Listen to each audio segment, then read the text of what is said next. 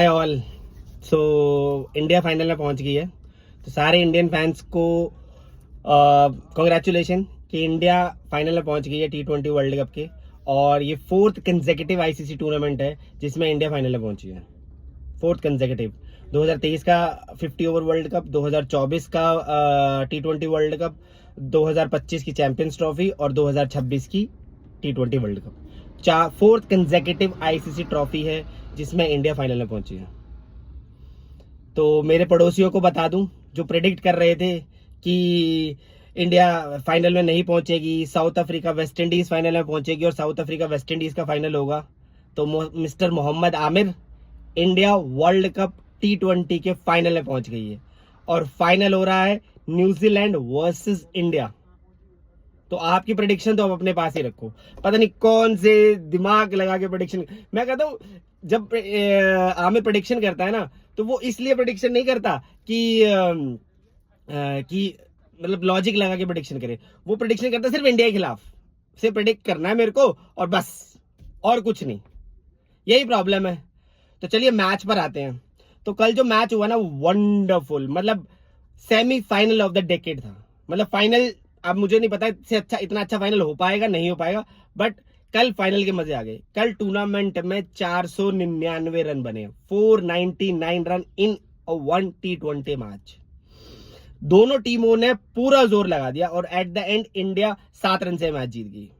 क्योंकि जब इंडिया ने 253 बना लिया था ना, तो मेरे को एक बारी को लग गया था कि इंडिया वन साइडेड मैच जीत जाएगा और इंग्लैंड इस मैच में कुछ कोशिश भी नहीं कर पाएगा। और शुरू में लग भी रहा था, जिस हिसाब से इंग्लैंड के 4 विकेट गिर गए थे ना, मुझे नहीं लग रहा था कि उनको कोई चांस भी है। बट बेथल, विल जैक्स ने जो बैटिंग करी है, वो टीम को, वो मैच में वापस लेके आए उनको और लास्ट तक लेके बनाए रखा मैच में। तो बेथल की फर्स्ट T20 सेंचुरी थी और उनकी इसी साल में फर्स्ट टेस्ट सेंचुरी भी आई थी जो उन्होंने ऑस्ट्रेलिया के खिलाफ मारी थी एशेज में। और दोनों ही सेंचुरियां मैं कहूँगा उनकी वेस्ट गई हैं। दोनों ही मैं इंग्लैंड हार गई थी। एशेज का टेस्ट मैच भी हारी थी जिसमें उन्होंने 142 मारे थे बैथल ने, और ये सेंचुरी भी जिसमें इन्होंने अगर मैं बोलूँ तो 105 मारे हैं, और ये भी इंग्लैंड सेमीफाइनल से बाहर हो गया। इंग्लैंड इस मैच को कहां हारी, किस वजह से हारी, क्या डिफरेंस फैक्टर थे जिसकी वजह से इंग्लैंड ये मैच हारी, वीडियो में बने रहना, लास्ट में जरूर बताऊंगा। और फिर आप उस पे कमेंट्स में करना कि मेरा जो प्रेडिक्शन है या मेरी जो एनालिसिस है वो बिल्कुल सही है कि इसी वजह से इंग्लैंड हारी है, या आपकी कोई और राय है। तो अगर मैच पे आए तो इंग्लैंड ने कल टॉस जीता और एज यूजुअल उन्होंने फील्डिंग करने का फैसला किया, क्योंकि बॉम्बे के ग्राउंड जो है वानखेड़े का, उसमें under the lights chasing easy हो जाता है, और कल दिख भी गया है कि under the light chasing easy हो जाता है। तो जब बैटिंग शुरू की, अभिषेक शर्मा जल्दी आउट हो गए, 9 रन बनाए उन्होंने 7 बॉलों पे, 2 चौके लगाए। संजू सैमसन ने 89 रन मारे 42 बॉल्स पे, 8 चौके और 7 छक्के, 211 की स्ट्राइक। संजू सैमसन जिस तरह से वापसी करी है उन्होंने, काबिले तारीफ है। जिस नॉकआउट मैच था वेस्ट इंडीज के अगेंस्ट, उसमें भी उन्होंने 97 नॉट आउट मारे और कल भी उन्होंने 89 रन मारे 200 के स्ट्राइक रेट से। दोनों मैचों में उन्होंने बहुत अच्छा परफॉर्म किया और इंडिया को आगे लेके गए हैं, और ये मैन ऑफ द मैच भी रहे मैच के। ईशान किशन ने 39 रन मारे 18 गेंदों पे, 4 चौके और 2 छक्के। इन्होंने जो लंबे छक्के मारे ना, बहुत बढ़िया। मतलब जो पार्टनरशिप करी इन्होंने, क्योंकि अभिषेक के आउट होने के बाद ऐसा लग रहा था कि मैच में थोड़ा सा इंग्लैंड वापस आ रही है, लेकिन इन्होंने जो संजू के साथ पार्टनरशिप करी, अगर मैं बोलूं इनकी जो पार्टनरशिप थी वो थी, एक मिनट को मैं बता देता हूं, पार्टनरशिप जो थी 97 रन की 45 बॉलों से। और संजू सैमसंग और शिवम दुबे की पार्टनरशिप थी 43 रन की 22 बॉलों पे। सूर्य कुमार यादव की पार्टनरशिप थी 30 रन की 15 बॉलों पे। हार्दिक पांड्या की 22 रन की, हार्दिक पांड्या और शिवम दुबे की पार्टनरशिप थी 22 रन की 11 बॉलों पे। और हार्दिक और तिलक वर्मा की पार्टनरशिप थी 24 रन की 8 गेंदों पे, जिसमें से 21 रन तो तिलक वर्मा ने मारे थे और जिसमें से उन्होंने 3 छक्के तो जॉर्फर आर्चर को मारे। मतलब उनकी ना, मतलब तिलक वर्मा की मुझे लगता है कि जो 150 से ऊपर बॉलर डालते हैं ना, उनकी मारने में उनको बड़ा मजा आता है। उनकी बॉलर में छक्के मारने में बड़ा मजा आता है। अभी पड़ोस में ही एक हमारे बॉलर है जो बड़े ऐसे करके जहाज दिखा रहे थे।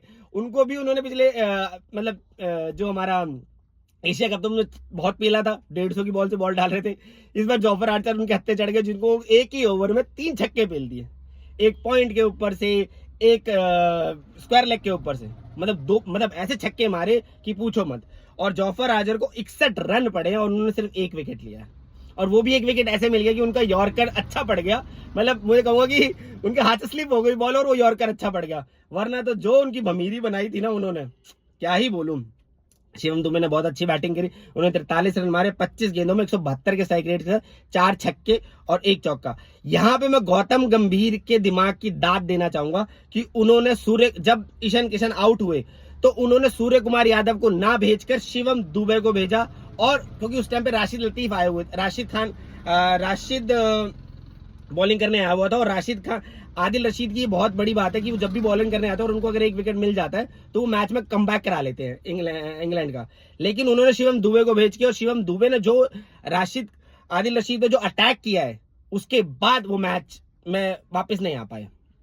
और तिलक वर्मा ने 21 रन मारे, जैसे मैंने आपको बताया 7 बॉलों पे 300 के स्ट्राइक रेट, 3 छक्के मारे, बड़े छक्के, और तीनों के तीनों छक्के जॉफर आर्चर को मारे। अक्षर पटेल ने 2 रन मारे। उधर जब इंग्लैंड खेलने उतरी तो फिल सॉल्ट ने 5 रन मारे, जॉस बटलर ने 25 रन मारे, हैरी ब्रूक ने 7 रन मारे 6 बॉलों पे, जेकब बथेल की बहुत बढ़िया इनिंग थी, 105 रन मारे 48 बॉलों पे, 8 चौके और 7 बड़े छक्के, 218 के स्ट्राइक रेट के साथ। टॉम मेंटन ने 17 रन मारे, विल जैक्स ने 35 रन मारे 20 बॉलों पे। और अगर मैं बोलूं तो ये मैच ना बहुत नेक टू नेक चला, बहुत नेक टू नेक।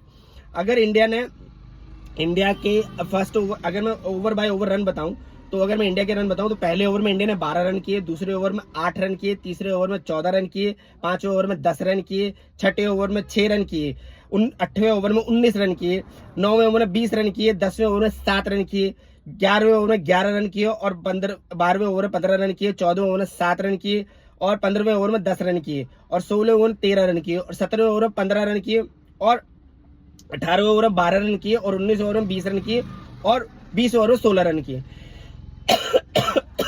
तो इंग्लैंड की तरफ से अगर मैं बताऊं तो पहले में 13, दूसरे में 2, तीसरे में 10, चौथे में 13, फिर 7, 23, 15, 16, 14, 6, 12, 14, 12, 13, 8, 16, और जो उन्होंने 18वें ओवर में 6 रन किए और हार्दिक पांड्या के ओवर में 9 रन किए। तो ये जो 6 और 9 रन किए ना, यहीं से वो मैच खत्म हो गया। मैं कहूंगा कि उनको 3 ओवर में 45 रन चाहिए थे, और बुमराह के ओवर में उन्होंने कुछ भी ट्राई करने की कोशिश नहीं की। जब आप इतना बड़ा स्कोर चेस कर रहे हो तो आपको ट्राई करना चाहिए था, बुमराह को ट्राई करना चाहिए था। अगर आप बुमराह के ओवर में वो ट्राई करते तो शायद कुछ चीकी वीकी लग के जाता और कुछ रन मिल जाते। तो वो जो बुमराह के ओवर में वो 6 रन का ओवर निकल गया ना, वहीं से उनमें प्रेशर आ गया। और फिर जेकब बेथेल ने ट्राई करने की कोशिश की और उनसे नहीं लगा। सैम करन ने भी कोशिश करी बट उनसे नहीं हुआ। बट जिस हिसाब से इंडिया ने बॉलिंग करी है, अगर मैं बॉलिंग की तरफ से बोलूं तो एक लौता बॉलर है दोनों टीमों की तरफ से जिसकी इकोनॉमी 8 की रही, वो है जसप्रीत बुमराह। ये एक लौता फैक्टर था इंडिया की तरफ से जिसने सिर्फ 8 की इकोनॉमी दी है, 4 ओवर में 33 रन और 1 विकेट। और जो बुमराह ने जो बॉलिंग करी है ना, वो आउट क्लास बॉलिंग थी। अगर मैं डिफरेंस बताऊं, जो मैंने आपको बोला था वीडियो के स्टार्टिंग में डिफरेंस बताऊं, तो अगर इंग्लैंड और इंडिया में जो डिफरेंस है, जो मैच हारने का डिफरेंस, क्योंकि बैटिंग दोनों तरफ से अच्छी हुई और बॉलिंग दोनों तरफ से खराब हुई। तो डिफरेंस जो मैं बताऊंगा ना, अगर मैं बताऊं तो मेरे लिए जो डिफरेंस है, पहला डिफरेंस था catches win matches. Harry Brook ने संजू सैमसन का कैच छोड़ा और संजू सैमसन उसके बाद 74 रन कर गए। उन्होंने 42 बॉलों पे 80 रन मारे। वो 15 रन पे थे जब हैरी ब्रूक ने उनका कैच छोड़ा और उसके बाद उन्होंने 74 रन मार दिया। अगर वो संजू सैमसन का कैच पकड़ा जाता तो there might be a chance India 250 या 230 कर पाती और जो इंग्लैंड आसानी से चेज कर लेती। दूसरी तरफ इंडिया की तरफ से 2 आउटस्टैंडिंग कैचेस पकड़े अक्षर पटेल ने, 2 आउटस्टैंडिंग। एक सबसे पहला कप्तान खुद का हैरी ब्रूक का, जो उन्होंने एक शॉट मारा था, जो वो सर्कल में खड़े थे और सर्कल से बाउंड्री की तरफ 25 मीटर दौड़ के गए, उल्टा दौड़ के गए और उन्होंने ऐसे कैच पकड़ा, ब्रिलियंट कैच। उसके बाद जब बेथल और विल जैक्स खेल रहे थे उस टाइम भी ये लग रहा था कि वो मैच जीत जाएंगे और उन्होंने मैच निकाल भी लिया था ऑलमोस्ट। लेकिन लेकिन जब वो कैच पकड़ा गया ना, तो वो उनको लग रहा था कि मैं कहूंगा मैच अवेयरनेस, अक्षर पटेल की मैच अवेयरनेस थी। उनको पता था कि मैं डिसबैलेंस हो चुका हूं, मैंने कैच पकड़ लिया और मैं बाउंड्री में गिर सकता हूं। तो उन्होंने वो कैच थ्रो कर दिया शिवम दुबे की तरफ कि शिवम आप कैच पकड़ लो, और शिवम दुबे ने वो आसानी से वो कैच पकड़ लिया। तो ये सेकंड फैक्टर था जहां पे ये इंग्लैंड और इंडिया की हार का डिफरेंस बना। थर्ड फैक्टर बुमराह की बॉलिंग। बुमराह एक लौते बॉलर थे जो उनके स्ट्राइक बॉलर थे। उन्होंने सिर्फ 8 की इकोनॉमी दी। और वहीं पे ही अगर मैं इंग्लैंड की तरफ से बोलूं तो इंग्लैंड की तरफ से कोई भी बॉलर ऐसा नहीं था जिसकी ठुकाई नहीं हुई, जिसने हर किसी ने 10 की इकोनॉमी से रन दिए। तो ये 3 फैक्टर थे अगर मैं बोलूं जिसकी वजह से इंडिया ये मैच जीत गई है।